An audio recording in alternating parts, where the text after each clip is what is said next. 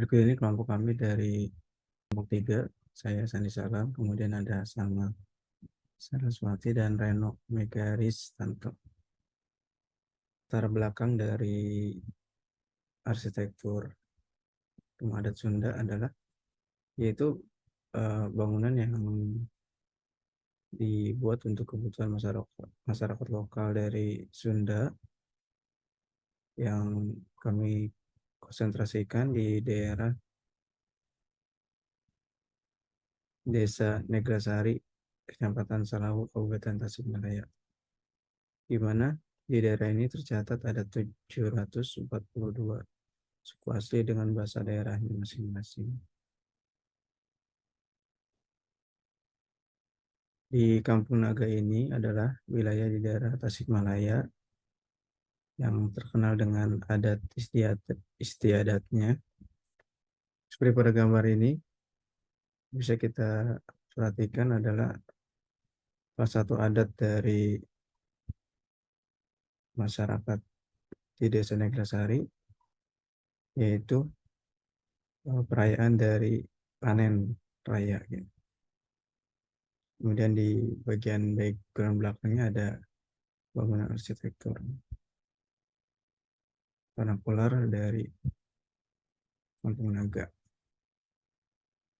Tujuan pembahasan ini adalah untuk mengenal ciri khas dari arsitektur rumah adat Sunda Kampung Naga, kemudian mengetahui makna ekspresi dari rumah adat Sunda, kemudian agar kita memperoleh informasi tentang arsitektur Sunda khususnya di Kampung Naga dan mengenal lebih dekat tentang budaya dan suku Naga tersebut. Di sini bisa kita lihat bangunan tradisional dari arsitektur rumah adat Sunda itu yang dilakukan secara turun-temurun hingga kini masih dijalankan oleh masyarakat di daerah tersebut, merupakan wujud dari kebudayaan yang masih dilestarikan hingga saat ini. Kemudian kultur dari masyarakat Sunda yang berasal dari kerajaan Parayangan yang artinya adalah para dewa. Kemudian masyarakat Sunda hidup di daerah daratan tinggi dan rendah. Jadi tempat tinggal mereka itu daratannya berkontur. Kemudian yang unik dari masyarakat Sunda adalah mereka memiliki keunikan karakteristik sifat atau perilaku dari daerah lain, yaitu sifat orang Sunda adalah cager, yaitu sehat, bager artinya baik, kemudian benar artinya benar, singer artinya mawas diri, dan pinter yaitu cerdas.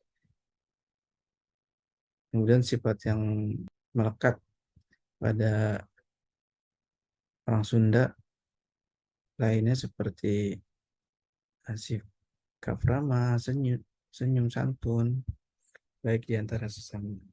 Kemudian rumah adat Sunda identik dengan rumah panggung, sehingga lantainya tidak langsung menempel ke tanah. Tujuannya untuk menghormati orang-orang terleluhur mereka yang sudah meninggal. Nah, berikut ini untuk konsep rumah etnik Sunda. Bisa kita lihat dari denah bangunannya. Jadi terbagi menjadi 3 bagian, yaitu denah publik, yaitu terdapat teras atau depan rumahnya. Kemudian semi publik untuk bukan semi publik ya, jadi dia khusus untuk keluarga saja. Jadi bisa dikatakan ini private untuk ruang keluarga, dan ruang tidur terdiri dari kamar utama untuk orang tua dan tidur untuk anak-anak. Kemudian di bagian belakangnya ada dapur. Jadi terbagi menjadi 3 lapisan gitu, antara depan, tengah, dan belakang. Di bagian fotonya bisa kita lihat untuk bagian depannya dia rumahnya berpanggung, kemudian ada teras terbuat dari bambu atau kayu-kayu. Ini untuk susunan dari rumah samping atau belakang dari rumah adat Sunda. Nah, ini bagian dari ruang keluarga untuk bagian. Kemudian pola penataan kampung dari rumah etnik Sunda terdiri dari 3 bagian, yaitu linear, yaitu untuk posisi dari rumahnya mengikuti aliran dari sungai. Apabila berdekatan dengan sungai dan apabila dekat dengan pantai dan jalan raya, maka berada di sisi-sisinya seperti gambar yang saya tunjukkan ini. Ini untuk contoh bila dia dekat dengan jalan atau sungai. Ini ada lagi penataan kampung secara terpusat. Itu maksudnya jadi bangunan rumahnya itu berorientasi dari area publik seperti lapangan atau alun-alun. Contohnya seperti gambar foto di samping kiri ini ada lapangan, kemudian di bagian sisi depannya atau samping ini ada terdapat tempat tinggal.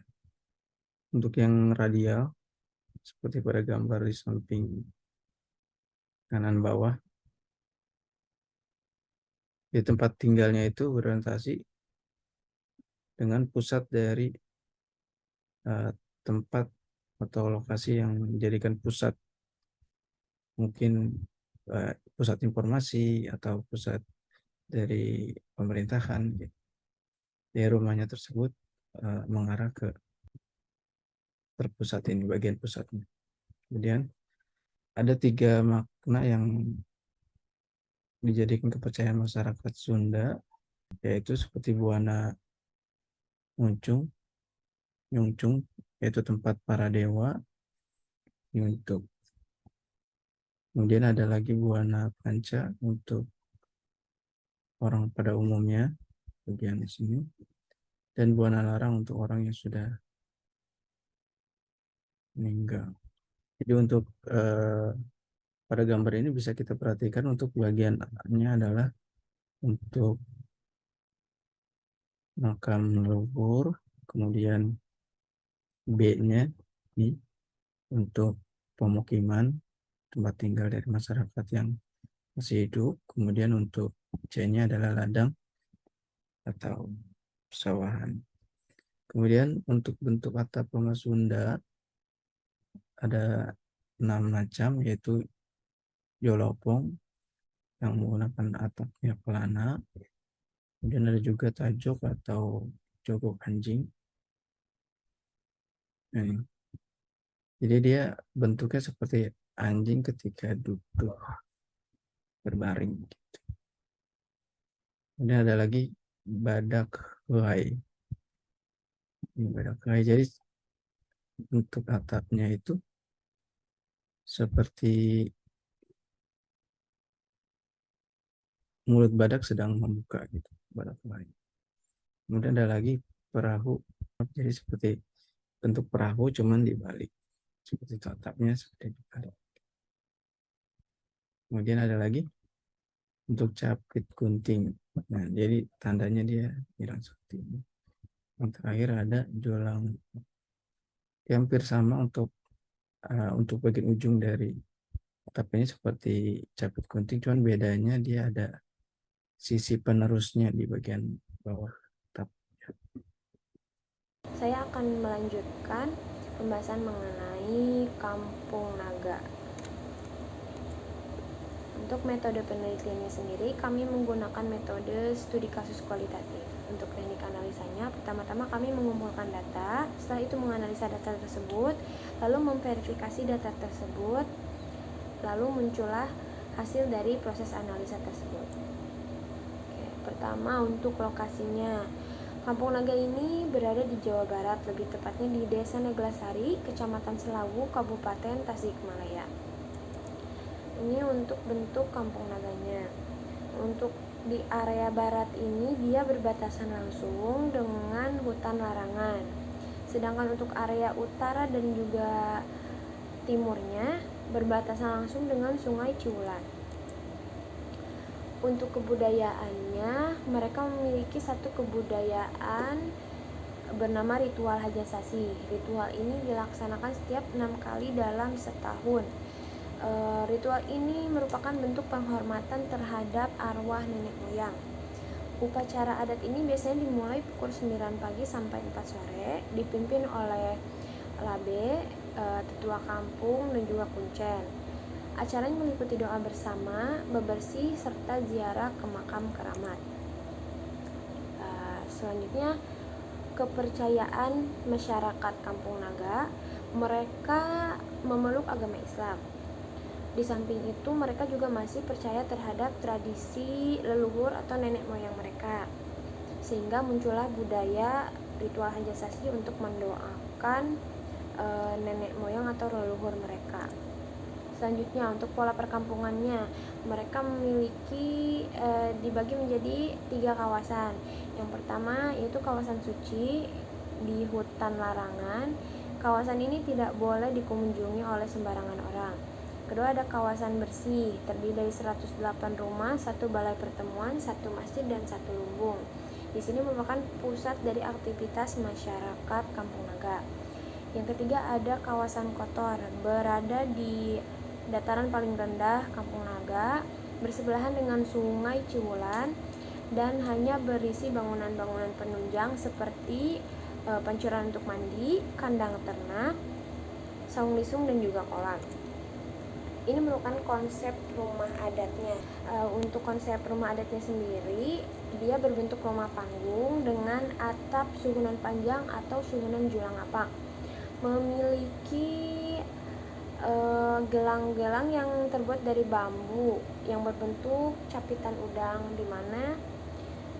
di mana capiturang ini menggambarkan bentuk kekompakan masyarakat Sunda. Selanjutnya, untuk pola ruangannya sendiri dipisahkan berdasarkan jenis kelamin dan perannya dalam keluarga. Seperti terlihat dari gambar ini, ada ruang perempuan, ruang laki-laki, dan ruang bersama, yaitu ruang laki-laki dan perempuan. Nah, untuk bagian depan rumahnya itu ada tangga yang disebut golodok. Nah, golodok ini biasanya digunakan sebagai sarana masyarakat untuk bersosialisasi. Oke, bab 3. Yang pertama yaitu makna yang diekspresikan bangunan. Yang pertama itu bentuk rumah. Bentuk rumah dari rumah di perkampungan Naga ini dapat dilihat tipikal, yaitu rumah panggung dan beratapkan pelana. Hal ini untuk mengurangi kesenjangan sosial di antara penduduk di Kampung Naga. Tentu dengan atap pelana ini sangat beradaptasi secara maksimal dengan iklim di Indonesia itu tropis. Selanjutnya itu arah rumah. Arah rumah sendiri dibagi menjadi 2, yaitu timur barat dan utara selatan. Untuk timur barat difungsikan untuk bangunan umum seperti masjid, balai pertemuan, dan lumbung. Adapun untuk rumah tinggal yaitu menghadap utara selatan. Hal ini bisa dilihat bahwasanya pola pemukiman dari perkampungan Naga ini cukup unik, yaitu seragam, semua menghadap ke utara selatan, menciptakan suatu pola yang rapih dan bagus dan indah. Yang ketiga yaitu pembagian ruang. Yang pertama yaitu terdapat tepas atau berada, ini seperti teras yang bisa difungsikan sebagai tempat menerima tamu ataupun untuk bekerja, menenun, atau untuk bercengkrama dengan tetangga. Kedua yaitu tengah imah, ini merupakan bagian inti dari rumah, segala kegiatan, segala aktivitas berpusat di ruangan ini. Yang kemudian adalah pangkeng atau kamar tidur.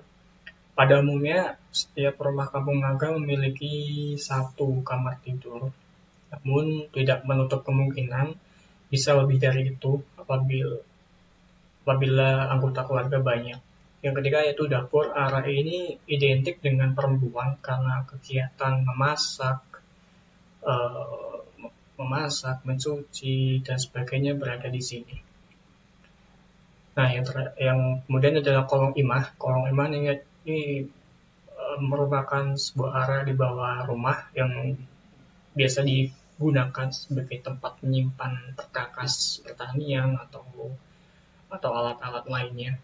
Kemudian yaitu kamar mandi. Kamar mandi dari rumah di Perkampungan Naga ini agak unik karena kamar mandi terletak di luar bangunan. Hal ini berkaitan dengan kepercayaan mereka bahwa tempat kotor itu tidak harus di dalam. Maka mereka menempatkan kamar mandi ini di area luar. Bahan dan konstruksi bangunan rumah kampung naga. Yang pertama itu pondasi. Pondasi pada umumnya menggunakan batu kali dengan ukuran 40 x 40 x 40. Hal ini penggunaan rumah panggung ini juga berfungsi untuk meminimalisir keropos dari rayap atau tanah lembab. Dan mereka menggunakan batu kali ini sebagai retaining wall juga karena relatif area dari pemukiman kampung naga ini berada di dataran tinggi. Dinding dan lantai pada umumnya dinding menggunakan kayu. Bisa dilihat ini terdapat kayu.